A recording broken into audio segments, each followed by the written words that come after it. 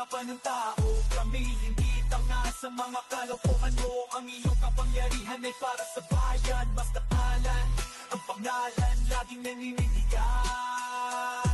Huwag mong gamitin kahirapan ng tao. Kami hindi tanga sa mga Yon, good day sa inyo lahat at welcome sa ating YouTube channel. Ang pag-uusapan natin ay itong video sa Rappi Tulfo in Action. Ang title nito ay si Mr. pa mismo nag-uudyok kay Mrs. na manlalaki. Putik yan. Title pa lang, clickbait na mga Tulfonatics. Ito yung gustong-gusto nila yung away pamilya. O ngayon mga master, ipakita natin sa mga Tulfonatics kung gaano kawalang kwenta ang lumapit sa Rappi Tulfo in Action para humingi ng tulong. Ipakita natin kung gaano kawalang kwenta ang paglapit sa Rappi Tulfo in Action. Anyway mga master, simulan na natin to, pero bago tayo magsimula, syempre shoutout sa inyo lahat at panoorin na natin tong video na to. Yung husband, kasal ba kayo? Opo, 21 years. Andito po si Ian Robert at ikino-complain kayo at ayon sa kanya ay marami daw kayong lalaki. At meron pa Hindi po yun totoo. exchange of... Ito ang sumbong ha. Sinumbong si Mrs. dahil nanlalalaki. Sige, ano pong adversion nyo? Ano pong masasabi nyo tungkol dito? Yung binibintang niya po dun sa Gerson, hindi po yun totoo. Okay, si Gerson. Meron pang Raymart bukod kay Gerson. Ay, yung Meron mga conversation po na yan, chat lang po yan. Pero pag yung mga tinatanggi ko pong mga chat po, hindi niya ini-screenshot. Pero matagal ko na po yung iniwan. Pero nagkausap na po kami niyan ng asawa ko. Tapos inamin ko naman po. Siyempre, nasasabi niya po dyan na information. Marie, teka lang. Ano yung inamin mo sa asawa mo? Inamin ko po na may relasyon kami pero wala na yon. Sino yun? Sino yung karelasyon mong yun na inamin mo? Yung remark po, kasi iniwasan ko Raymart? na po yun. Rapsing. Okay. Marie teka lang para malinaw sa netizens natin. May binasang chat o exchange of messages si Shari. Ang ka-chat mo dito, si Raymart ba? Yung Raymart na Sipin mo yan ha. Yung mga chat, di ba? Personal na chat yun. Pinalabas dyan sa Rappi Tulfo in Action. Tignan niyo yun, no? Mga privacy, wala talaga, ano? Walang privacy. Kahit chat na private, pinapakita nila dyan. Natukoy mo na inaamin mo na karelasyon mo? Opo, nagkausap na po kami ng asawa ko. Inamin ko po yan sa kanya. Kaya nakapagsabi siya ng information sa inyo kung saan po. Tapos Saan nagsusorry na po yung ako kwan? sa kanya. So kino-confirm mo na nag-check-in kayo? Saan yun? Raymart? Mali po, sa Mali. Saan? Mali, San Mateo Rizal. Mali, San Mateo. Rizal. Ano yung Mali? Lugar yon? Opo. Hotel. So inaamin mo yun, Marie, na nag-check-in kayo sa Mali, San Mateo, Rizal? O, inamin ko po yon. Tapos nagsusorry po ako sa kanya. Nagkausap na po kami niyan. Inamin ko po sa kanya yon kasi tinatanong niya po ako. Tapos kapag nagkamali po ako ng sagot sa kanya, hinahampas po niya ako ng upuan. Tapos sinasakok niya, tapos inuuntog. So sinasabi mo, pinagbubuhatan ka ng kamay ni Ian? Pansinin niyong mabuti kung paano nila pagsabungin itong mag-asawa. Mga Tulfonatics, tingnan niyong mabuti kung ano yung nangyayari. Labasan lang ng baho, di ba? Nagsumbong itong lalaki. Itong asawang lalaki, nagsumbong. Itong babae, itong asawa ko, lalaki yan eh. O yan yung sumbong sa Rappi Tulfo in Action. Ngayon naman, tinawagan si Mrs. O ano sabi ni Mrs.? Ipinagbubuhatan ako ng kamay niyan. Tsaka nag-usap na rin kami about dyan. Tignan nyo talaga kung ano yung malaking problema dito sa paglapit sa Rappi Tulfo in Action. Tignan nyo yung malaking problema. Isipin mo, away pamilya nyo. Kayong dalawa lang nakakaalam ng problema nyo. Or kung kasama yung kabit, kayo lang nakakaalam ng problema nyo. Pero ngayon na lumapit kayo sa Rappi Tulfo in Action at nilabas nyo sa public yung away pamilya nyo. So buong mundo na nakakaalam ng problema nyo. Tignan nyo kung gaano ka-joke yung paglapit sa Rappi Tulfo in Action. Naglabasan lang naman kayo ng baho. Nagbabatuhan lang naman kayo ng putik. Paano masusolve ng Rappi Tulfo in Action yan? Paano masusolve ni Idol yan? Paano masusolve ni Villamor yan? Pag-uusapin kayo off-air, ganon. Tingnan nyo talaga kung gaano ka-joke pag lumapit ka sa Rapid Tulfo in Action para magsumbong. Nilalive kayo. Pinapublic yung away pamilya nyo. Ganun ba talaga yung gusto nyong mangyari? Di ba? Ano ba? Tinatansyakan niya ako. Sinisipa, sinusuntok sa tagiliran. Kailan naman nangyari yan? Bago po ako lumabas ng bahay. Hindi na ba kayo nagsasama ni Ian? Simula po nung binugbog niya po ako, hindi na ako lumalapit sa kanya kasi paano magsusuri sa kanya kahit saan siya nag-iiskandalo. O Ian, totoo bang pinagbuhatan mo siya ng kamay? Opo, kasi nabigla po ako, sir. Okay. Dalawa pa, kaibigan ko pa. Kaharap pa na ang bahay namin. Best friend ko, pinapapakain ko pa. Nabigla po talaga ako kasi sobrang nagtiwala po ako sa kanya, sir. Okay, Marie, nadinig mo yung sinabi. Nagulat din ako. Best friend pa Yung isa po, pati ni mga Ian. anak ko po. Sino yung best friend mo? Yung ano po, Rin. Wala. May mga anak sila? Sabi niya, di ba? Nagulat din ako. Best friend pa Yung isa po, pati ni mga Ian. anak ko po. Sino yung best friend mo? Oh, may mga anak sila, oh. Rapid Tulfo in Action. Hindi ba kayo naaawa sa mga pamilya na mga ganyan? Ganyan yung pinagdadaanan nilang problema? Problema pamilya? Problema sa asawa? Hindi ba kayo naaawa na ilalabas nyo pa in public yung problema nila? Na-imbes sila lang yung nakakaalam ng problema nila. Ngayon, buong barangay na nila nakakaalam. Masaya ba kayo sa ganyan? At pinagsasabong nyo pa in public. Naglabasan lang ng putik itong dalawa. Ano kayo, referee lang? My goodness talaga. Kayo naman mga Tulfonatics, tuwang-tuwa. Dahil may ganyang segment sa Rapid Tulfo in Action. Mag-isip nga kayo. Masaya ba talaga kayo sa ganyan? Okay lang ba talaga yung ganyan? Oh my goodness. Kailan kaya kayo matatauhan? Pag kayo na ang napunta sa Rapid Tulfo in Action? Pag kayo na yung humarap sa ganyang klase ng sitwasyon? Mag-isip kayong mabuti. Ano po, Rin. Walang best friend po yan. So, may Kaibigan lang rin-rin po yan. pa? Walang best Dalawa po friend yun, po sir. yan. Dalawa po yun, Gumagawa sir. lang po yan ng kwento. Best friend po namin yun ng mga anak ko. Hindi yan best friend Oh. po. O sinungaling ka daw. Ganun lang. Ganun lang ang bangayan nilang dalawa. Kaibigan lang po yan. Hindi yan Ay, best friend. opo. Kung best friend po Alam mo, namin yung Bahay. nag-uusap. wala na siguro pinagkaiba yung best friend o kaibigan lang. Ang point is, kakilala niya rin at kaibigan niya yung naging karelasyon mong si Rinrin. So nagkaroon ka rin na karelasyon na Rinrin? Sabay po. Opo, inaamin ko naman po lahat yan sa kanya pero hindi niya ako pinapakinggan. Tapos kapag bumali yung masasagot ko sa kanya, kahit anong hawak niya, ihahampas niya sa akin. Tama ba yun? Kung hindi ako nakalabas ng bahay, edi pinaglalamayan na ako doon po. O, tingnan nyo. Inaamin ni girl, may mali siya. May mali din tong si boy, inaamin niya rin. Nan lalaki, nananakit. So what? 'Di ba? Anong mapapala natin kung sakali makapanood tayo ng ganyan? 'Di ba wala? Pero sa mga chismosa, tuwang-sawa sila sa mga ganyang bagay. Pero yun na nga yung mali eh. 'Di ba? Yun na nga yung mali, yung nagpapalabas yung Rapid Tulfo in Action ng mga ganyang segment. Diyan.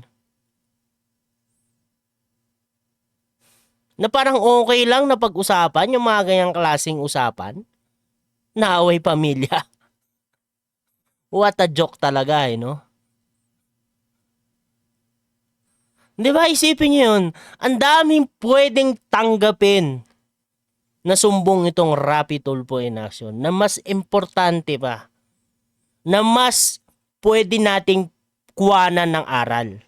Pero dito, anong makukuha nating aral? Wala tayong makukuhang aral dyan. Kung hindi, pagchismisan lang yung buhay ng ibang tao. Matututo lang tayong manghusga. Ay, itong si babae pa lang nauna eh. Kaya ka sinaktan eh.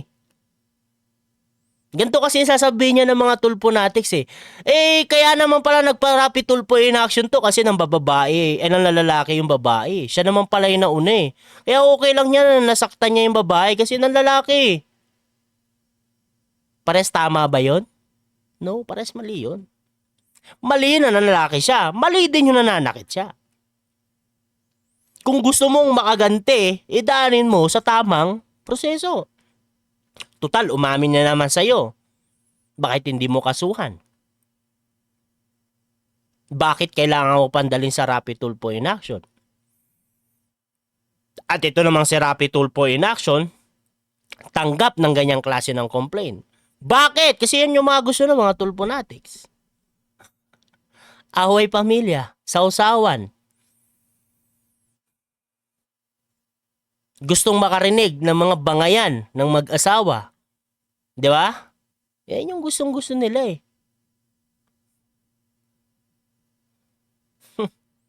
Grabe eh, no? Sa bahay namin, Kailan ba nangyari yon? Nung bubagyo po ng July 24 po. nung pagkatapos po ng bagyo ng Karina. O ikaw, ano bang balak nyo? Ayaw nyo na talaga magkabalikan pa? Gusto lang po na na mapanagot yung dalawang lalaki. Dahil Anong gusto ni Boy? Panagot yung dalawang lalaki. O ba't sa rapid tulpo in action ka lumapit? Di ba? Dahil sa ginawa mo, pwede kang balikan ng asawa mo, pwede kang kasuhan. Bakit? Pinablik mo yung away nyo eh. Hindi ba paninirang puri yan? Yes, nagkamali siya. Pero, dapat ba na ilabas pa yan in public? Magkakasuhan lang kayo niyan. So, anong na-resolve na problema ng rapid tulpo in action? Sasamahan ba kayo hanggang dulo? Or content lang? After nyan, kaliwali na. Alam niyo ba yung kaliwali? Wala nang pakialamanan. Wala nang pakialam, parang ganun. My goodness, talaga. masakit po yung ginawa nila sa akin, tinurong ko silang kaibigan. Okay, pero alam mo, sa mga netizens na nakikinig sa atin, Opo. ang possible case ni Marie is yung tinatawag nating adultery. Opo. Yung pakikipagsiping ng isang babae na may asawa sa ibang lalaki. Dito, inaamin ni Marie na nagkaroon sila ng pagkakataon na magsiping ni Raymart. Di ba Marie? Ito yung inaamin mong nag-check-in kayo sa Mali, San Mateo, Rizal San Mateo, Rizal. Di ba Marie? Pero nagsusorry na ako. Hinamin niya. Naglabasan kayo ng ebidensya nyo. Di mo ba alam yan, girl, na pwedeng gamitin sa iyan?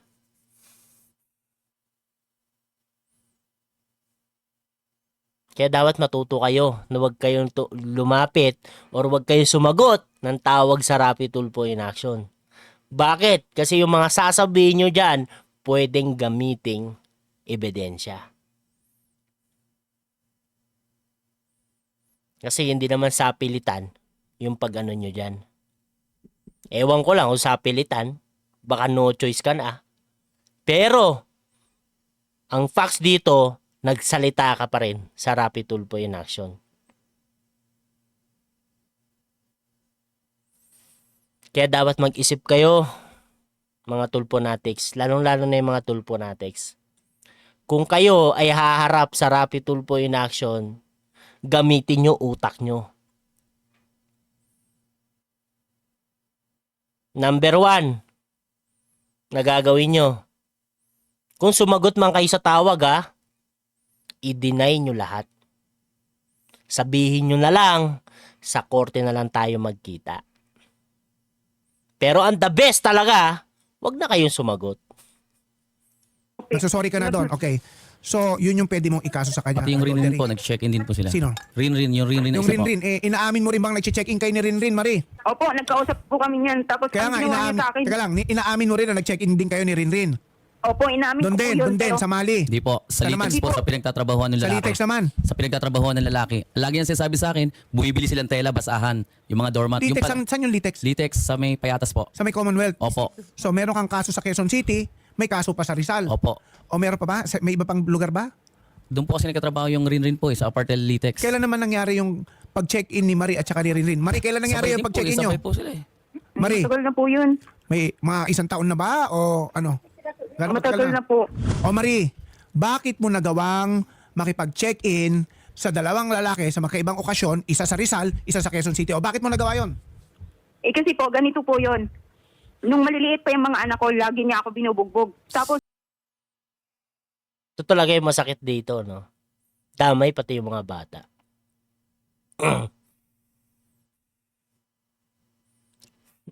Championing the children. Di ba kayo naaawa? Rapi Tulfo in action, di ba kayo naaawa sa pamilya na to? May mga anak ko. Hindi man lang ba kayo tumatayo yung balahibo nyo pag naririnig nyo yung ganyang bagay? At ako ni Villamor. Rapi Tulfo. Shari. Di ba tumatayo yung balahibo nyo na makakarinig kayo ng mga ganyang klaseng problema na dinulog sa inyo sa Rapi Tulfo in action, tapos ilalabas nyo in public? Hindi ba kayo naawa dun sa mga bata na pwede silang mabully dahil dito sa ginawa ng kanilang mga magulang? Ito kasi ang nangyayari dyan. When emotion aray, intelligent is low eh. Mataas ng emosyon nitong mag-asawa. Hindi ba kayo man lang napaisip na, oops, may mga bata pala. May mga madadamay. Dapat pala hindi tayo tumatanggap ng gantong klaseng sumbong. At kung tumatanggap man tayo ng gantong klaseng sumbong, dapat hindi natin ini-air ito. Di dapat natin ito pinapalabas sa public. Kasi kawawa yung mga bata. What a joke talaga eh, no? Grabe. may babae din po yan. Siyempre, wala naman ako mapapatunayan dahil hindi naman uso po dati yung touchscreen. Puro bintangan nga lang eh. Ang mangyayari lang talaga dito, puro bintangan lang, labasan lang ng baho. Yun lang.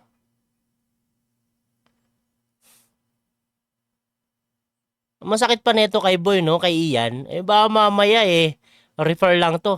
Bibigyan lang ng referral, punta sa PAW. O magkakaso ka o doon ka sa PAW. Kasuhan natin. Tapos nagtiis ako dahil maliliit yung mga anak. Dapat nga nagharap po kami sa pulis sa San Mateo. Dapat nga ikukulong ko yan eh. Pinigilan ko lang kasi maliliit pa yung mga anak. Anong ibubuhay ko dyan? Siya yung tatay, di ba po? Pero hindi rin ata sapat na dahilan yon para makipagsiping ka sa ibang lalaki kasi Di mo ata narinig ata, Atty. Villamor. Nang babae nga daw papakulong na nga sana my goodness. Ito lang talaga talagang hindi ko talaga maintindihan kung bakit kailangan nyo pang marinig yung bawat side na baho ng bawat isa. Grabe, no? Hindi ko talaga maintindihan bakit gustong-gusto nyong kumuha ng ganyang klaseng sumbong dyan. At bakit gustong-gusto nyo na pag-usapan yung mga ganyang klaseng problema. Maawa naman sana kayo. Kawawa naman yung mga bata dito. Sila talaga yung pinaka-apektado dito sa mangyayaring ito. Sa tingin ko, magpipikit mata na lang tong dalawa sa mga maririnig nila. Kasi sigurado, pag-chichismisan yan sa barangay nila.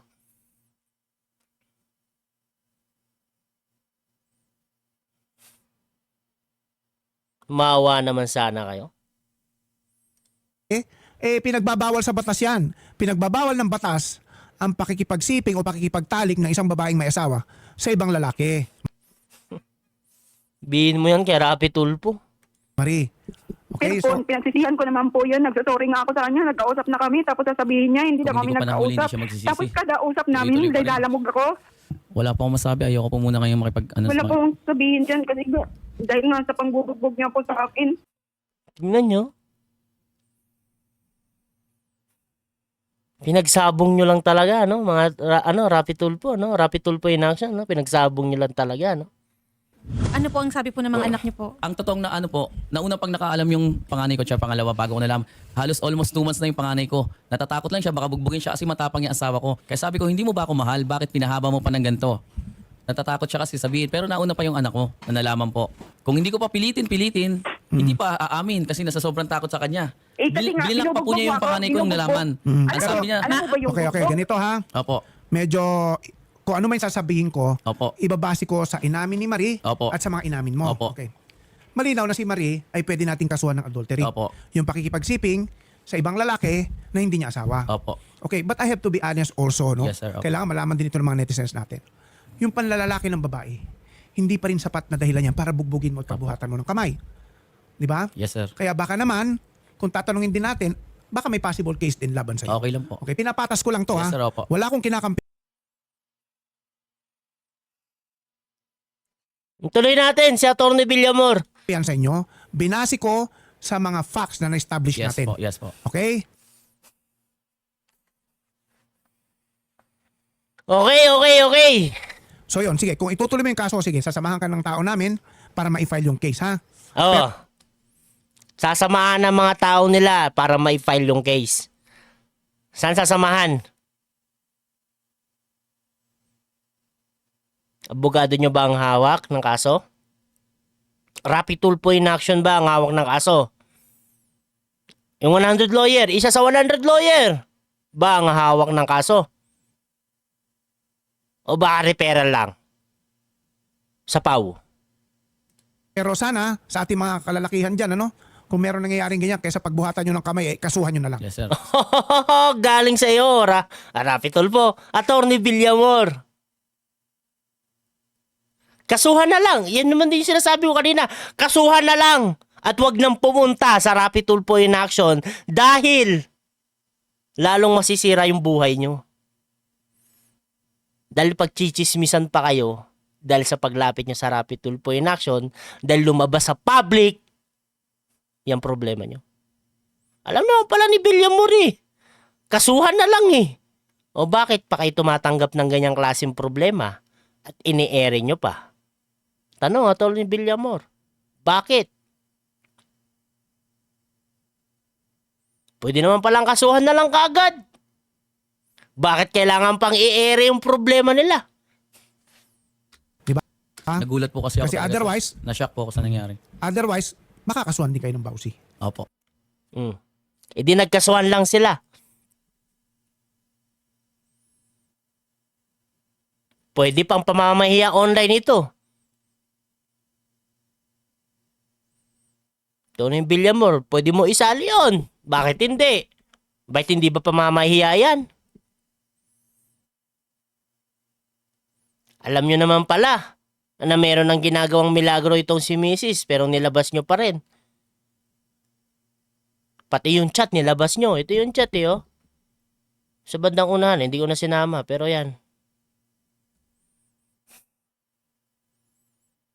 Ano pa ang pwede ikaso dyan kay Boy?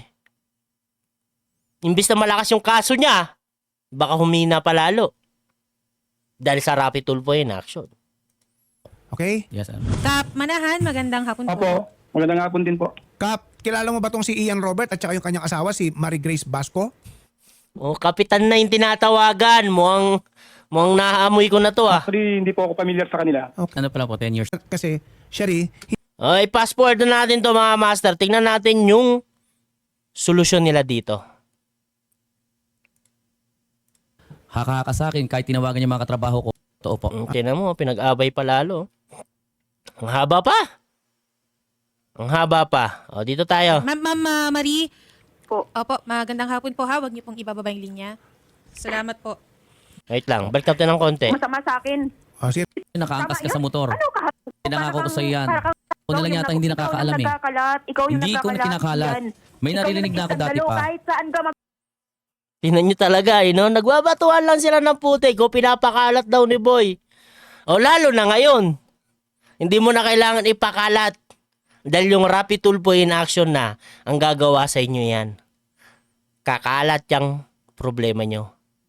Sa buong mundo. Sa buong mundo.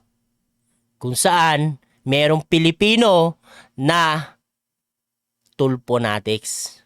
Pagpunta, nag-iiskandalo ka.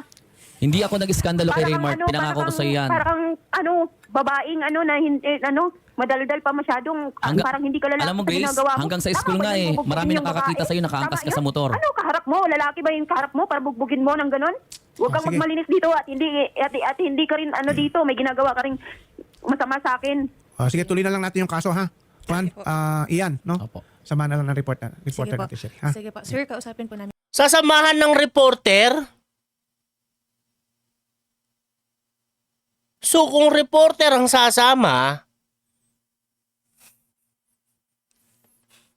Pau ang hawak nito, Attorney Villamor. Bakit reporter ang pasasamahin nyo? Di ba dapat isa sa mga abogado nyo dyan sa Rapi Tulfo in Action?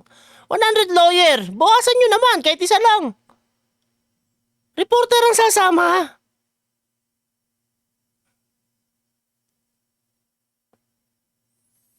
Kayo din. Ma'am Marie. Po. Opo, magandang hapon po ha. Huwag niyo pong ibababa yung linya. Salamat po. Okay. Asistehan na lang po namin kayo sir sa MSWD sa Rizal para makapag-usap po kayo para sa mga bata and yung regarding po doon sa kaso po ninyo, tulungan po namin kayo. Sige po. Okay sir, Salamat pero po. again sir, hindi po maganda yung pananakit po. Opo. Yun lang. Yun ang masakit. Ipapasa sa DSWD para sa mga bata, pag-uusapin, tapos tutulungan daw magkaso. Saklap, Isipin nyo, ganun lang yung gagawin sa inyong solusyon. Tutulungan kayong magkaso. Doon pa rin ang bagsak talaga magkaso. Pero, content muna kayo. Sakit, At si Attorney Villamor na naman din na nagsabi, di ba, dapat kasuhan na lang. Huwag nang manakit. Di mas lalong wag na dapat pumunta sa Rapi Tulfo in Action. Dahil dyan, magkakalabasan lang kayo ng baho. Malalaman pa ng publiko yung problema nyo. At yung nagsumbong, pwede pang kasuhan tuloy ng cyber libel. Isipin nyo yun? Happy? Happy ba, mga Tulponatics? Happy ba, Rapi Tulfo in Action? May content kayong ganyan? Tapos ang tulong nyo na ibibigay, ipag-ayusin, or pag-usapan sa DSWD, tapos sasamahan yung magkaso? Kaso din pala ang bagsak, Pero, content muna. Labasan mo na ng baho. What a joke talaga. Napaka-joke talaga ng Rapi Tulfo in Action. Gusto nyo lumapit sa Rapi Tulfo in Action? Ganyan ang mangyayari sa inyo. Mga Tulponatics. Ganyan. Content muna. Tapos, sasamahan kayong magkaso. Ito pa atang masakit dyan. Baka Pau pa humawak ng kaso nyo. Na-content pa kayo. Sakit. Anyway mga master, hanggang dito na lang tayo at maraming salamat sa pagsama sa ating video, Ingat kayo palagi at God bless po sa inyong lahat. Paalam po. Huwag mong gamitin kahirapan ng tao. Kami hindi tanga sa mga kalokohan mo. Ang iyong kapangyarihan ay para sa bayan. Basta kalan, ang pangalan laging naninindigan.